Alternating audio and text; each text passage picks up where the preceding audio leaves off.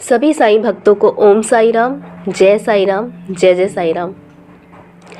बाबा का channel Sai Prasth the spiritual growth channel में आपका स्वागत है। तो आज का विषय या टॉपिक है कि क्या साईं बाबा हमारे साथ हैं, वो हमारी क्यों नहीं सुनते। इस विषय में आज हम बात करने वाले हैं और इस गुत्थी को सुलझाने वाले हैं कि क्या साईं बाबा हमारे साथ हैं, वो हमारी क्यों नहीं सुनते।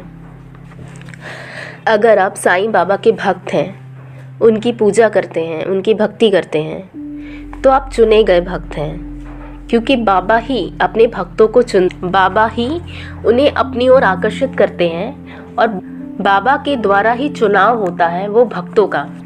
बाबा ही चुनाव करते हैं कि ये मेरा भक्त है। और जब बाबा चुनाव करते हैं तो उस भक्त को अपनी ओर आकर्षित करते हैं।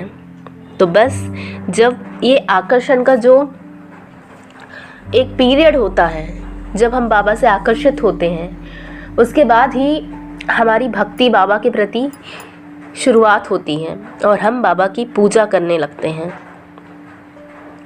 तो आप ये मत समझिए कि आप बाबा की पूजा भक्ति ऐसे ही कर रहे हैं, नहीं, ये बाबा का चुनाव है।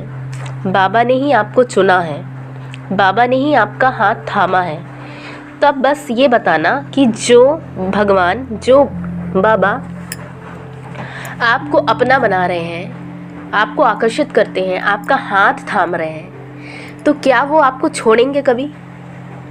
क्या ईश्वर भगवान किसी भक्त को छोड़ सकता है?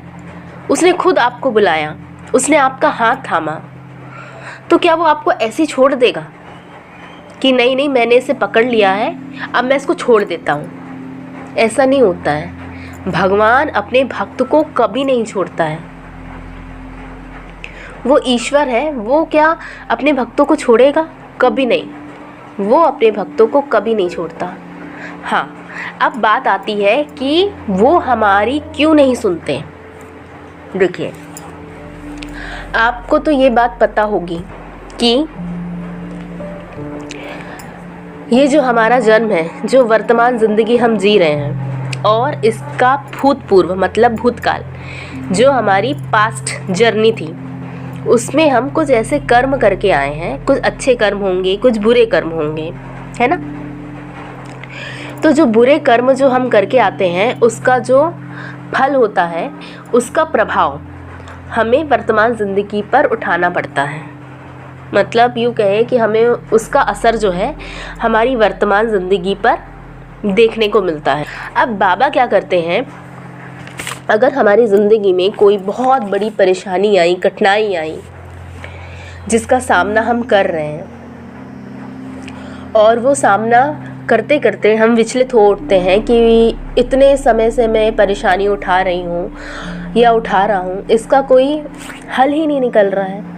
मैं बाबा की भक्ति करती हूँ, पूजा करता हूँ, सब कुछ करता हूँ, लेकिन बाबा सुन ही नहीं रहे हैं। बाबा अपने बच्चों की हर एक बात को सुनते हैं, लेकिन जो आपने कर्म किया है उसका फल तो आपको भोगना ही होगा।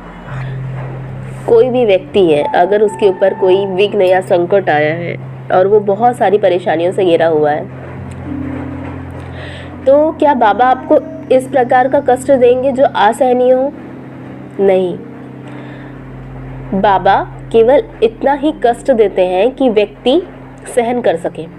असहनीय कष्ट तो आपको कभी नहीं उठाना पड़ेगा, क्योंकि वो जो असहनीय कष्ट है, बाबा ने उसे अपने ऊपर ले लिया है और केवल इतना ही कष्ट दिया है कि जितना आप उसे सहन कर सको।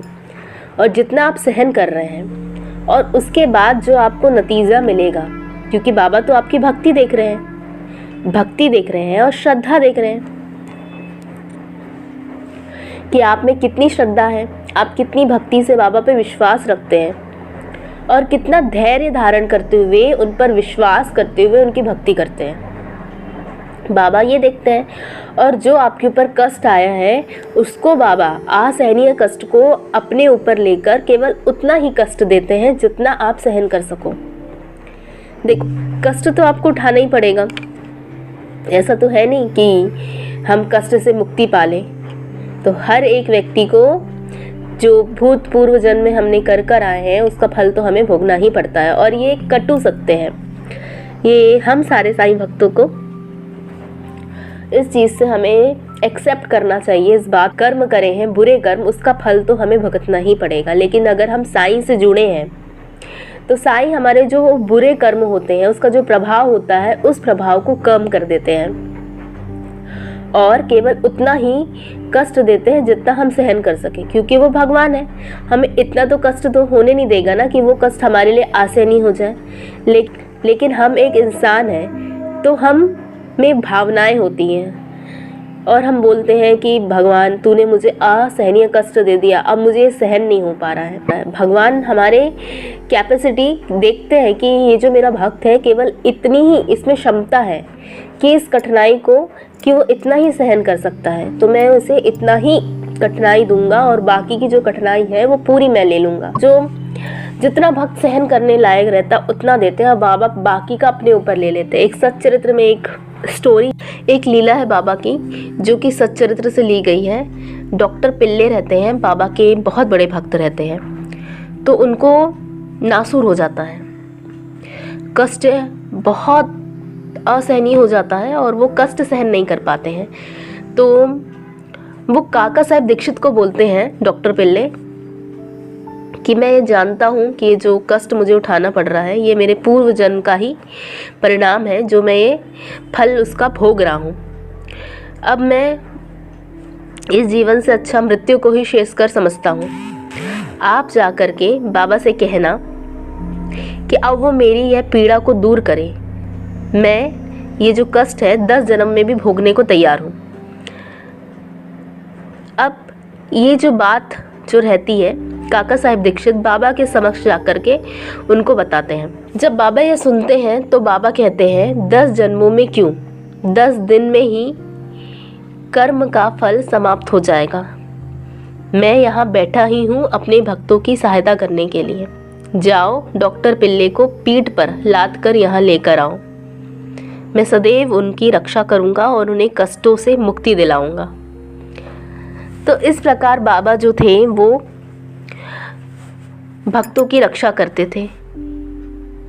तो सच्चरित्र के माध्यम से ही बाबा ने जब देहधारी थे तब बाबा ने डॉक्टर पिल्ले के जो पूर्व जन्म थे, जो उनको असहाय पीड़ा हो रही थी, उनके कष्टों को 10 जन्मों में भुगतने के लिए तैयार थे, लेकिन बाबा ने उन्हें 10 दिन में ही उनके कष्टों से उन्हें मुक्ति दे दी, मतलब कष्टों से छुटकारा कर दिया।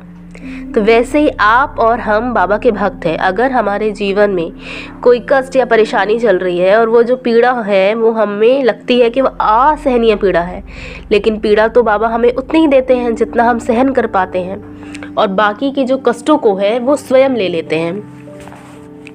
तो यही बस बात है कि बाबा हमारी क्यों नहीं सुनते। तो बाबा हमारी सुनते हैं, बस हमें उन पे विश्वास करना है, धैर्य रखना है। बाबा ने कहा है कि मेरी जब तुम भक्ति करते हो तो विश्वास पूर्वक भक्ति करो और जो तो भाव तुम मुझे अर्पित करते हो, क्योंकि मैं केवल भाव का भूखा हूँ। बस भाव तुम अर्पित मुझे करो और धैर्य रखो, तुम्हारे सारी कष्टों को, पीड़ा को मैं सब दूर कर दूंगा। तो बाबा हमारी क्यों नहीं सुनेंगे। जो भक्त अभी तक कहते हुए आते हैं कि बाबा हमारी नहीं सुनते हैं, तो बाबा हमारी सुनेंगे।